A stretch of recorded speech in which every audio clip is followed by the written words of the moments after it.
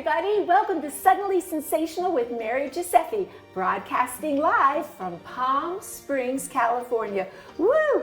If you think it's steaming, wait till you meet my artist who is super hot. Stick with us. We'll be right back. You always take me so high. You always make the highlights. I love the way we vibe. You're like a centerfold. Well, welcome back. Now you might be wondering why I am sitting next to this fabulous popsicle. Well, I must share with you that the reason why this beautiful artist and I met was because this popsicle happened to be at a beautiful event in Palm Beach, an art and antique show. And I had this dress on. I took a picture in front of this, and the rest of it was history. We found each other, we met, and I'm going to introduce you to the extraordinary, can't say her last name, Betsy. Enzensberger. And now you know Everyone needs help with that. Betsy, oh my God. It was like the minute we met, thanks to social media, It was magic.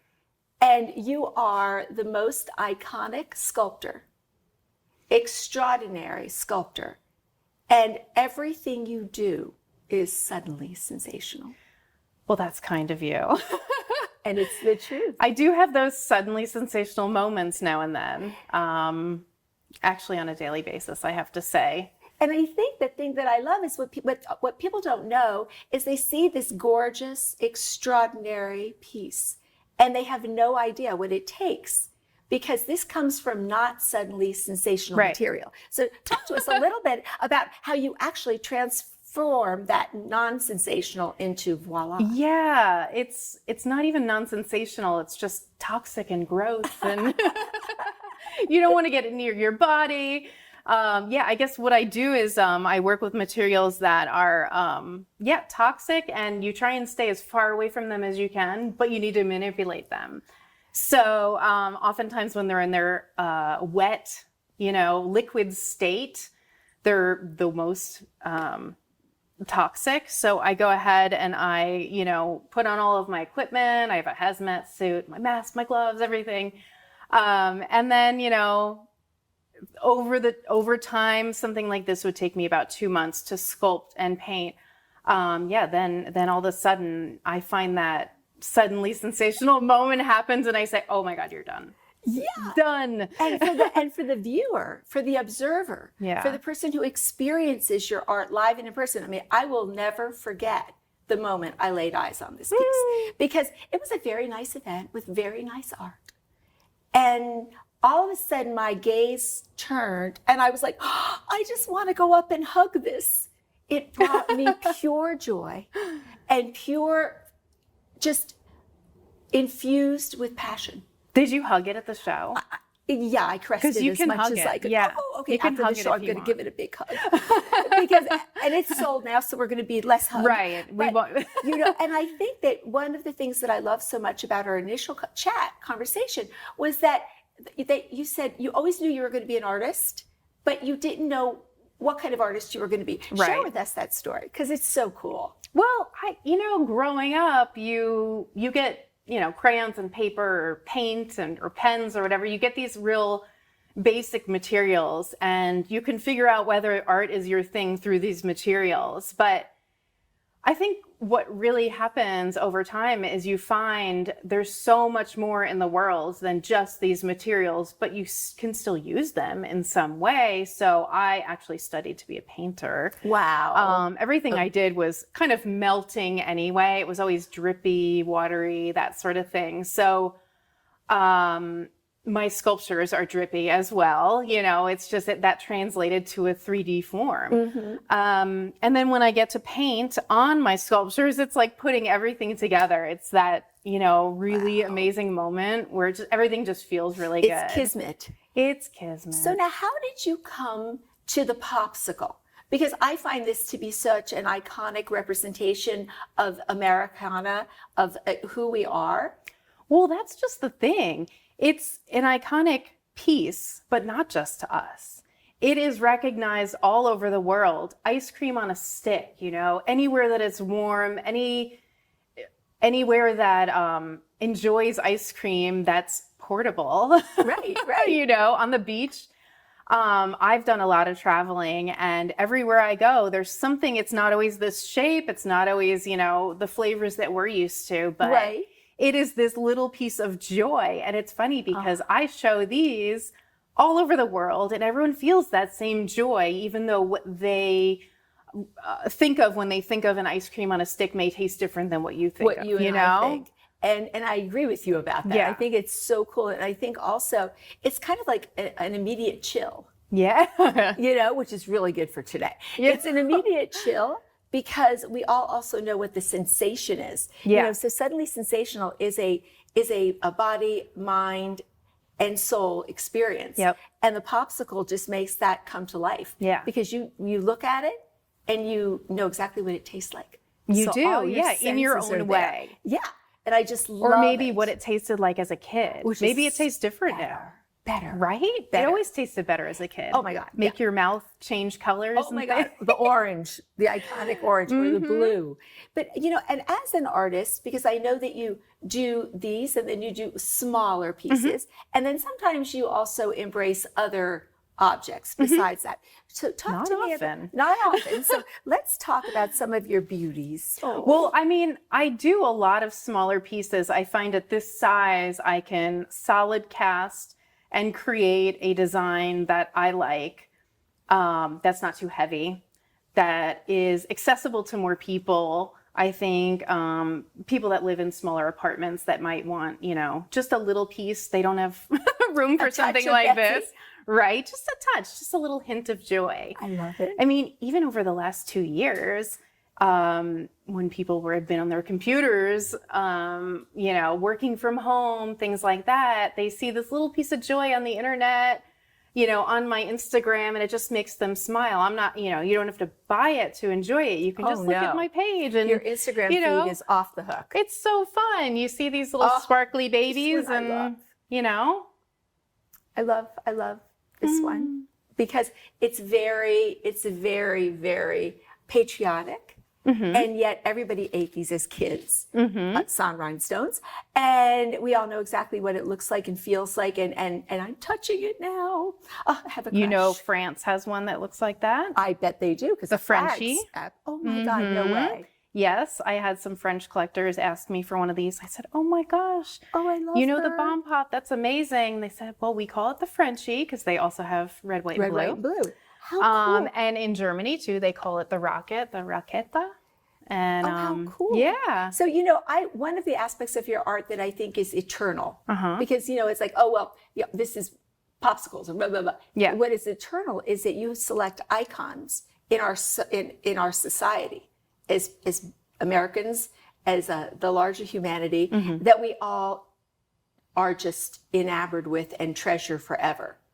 And so, voila, I want you to bring up your most recent, Oh. which I love. So there isn't a person in the world that doesn't love a French fry, pomme frite.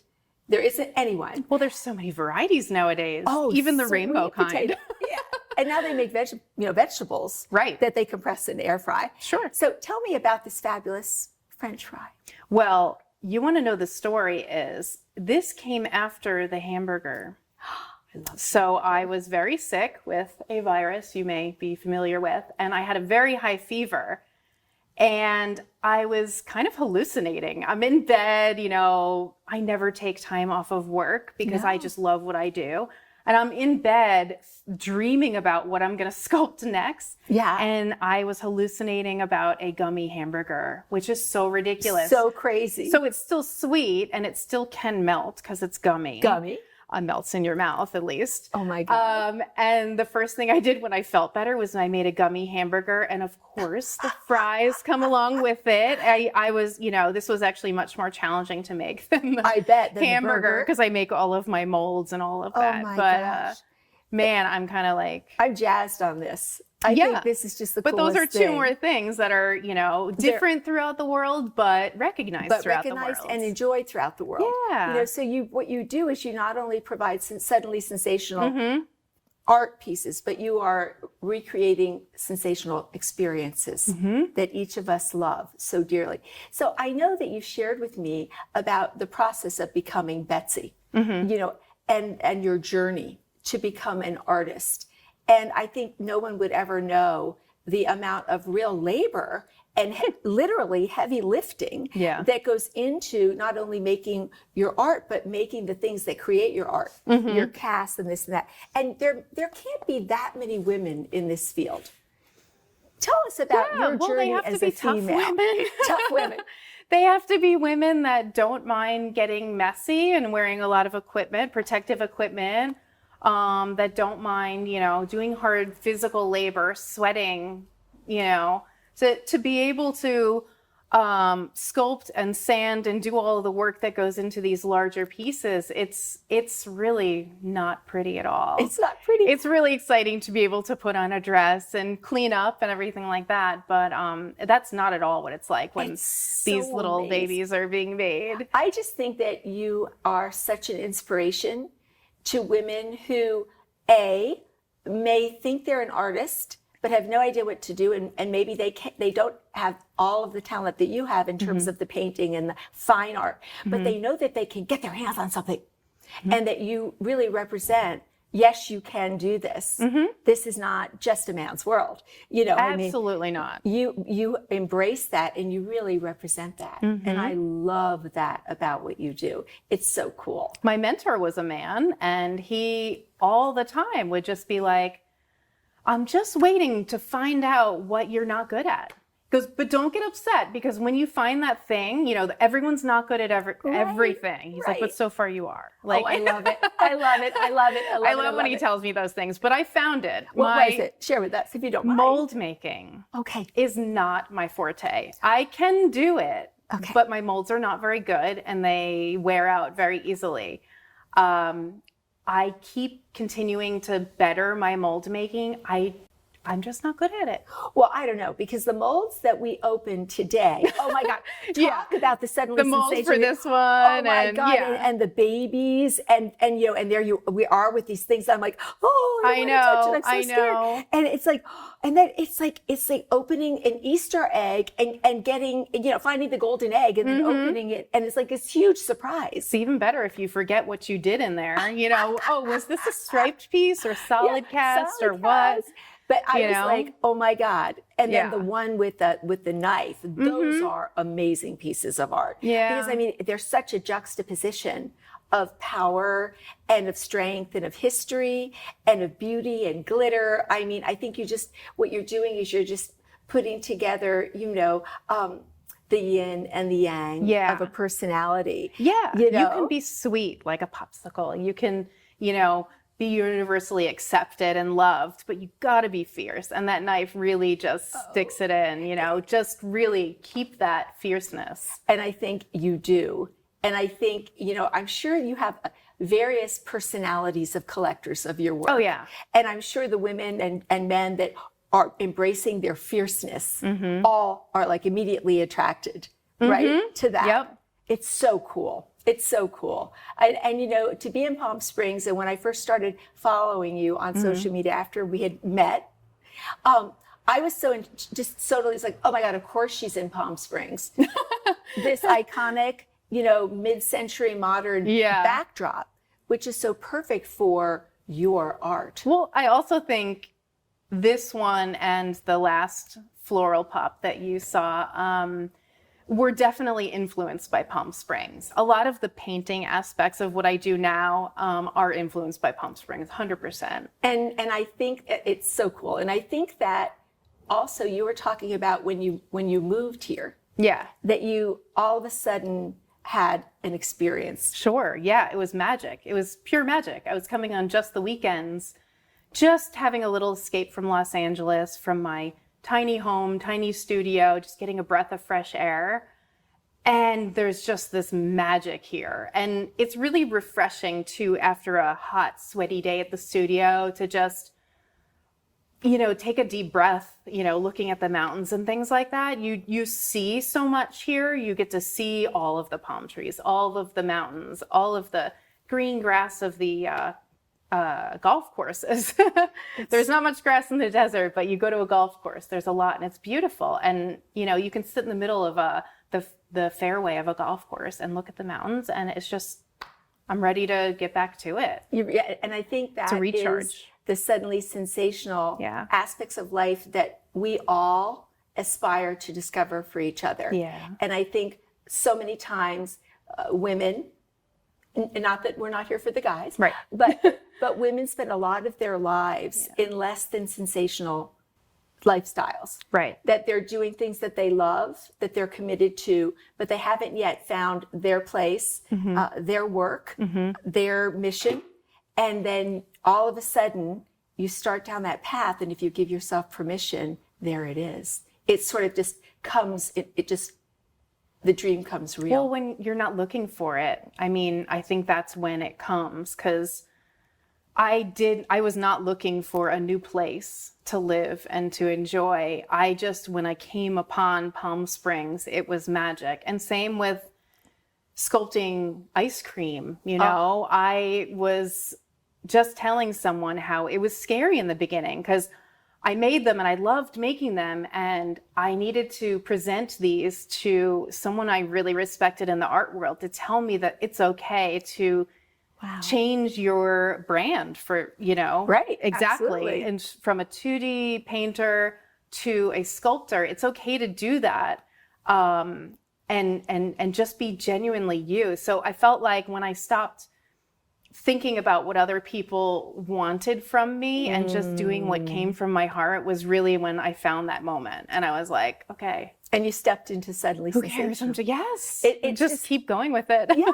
And I think what I love is when today we were chatting about what your favorite piece is. And of course, well, what is your favorite piece today? And you picked Exactly. up, that beautiful melted. Yeah. And I was like, what's the party? And it's the after party. And we all started, we were laughing because it's true that just because things change and we give ourselves the opportunity, doesn't mean that they're going to be lesser than. They could be greater than. Yeah. Sometimes, when I started as an artist in performing arts, right? And then things happen through life and you move, and I thought, oh my goodness, what am I ever going to love more than I loved singing? Like, how is that ever going to happen?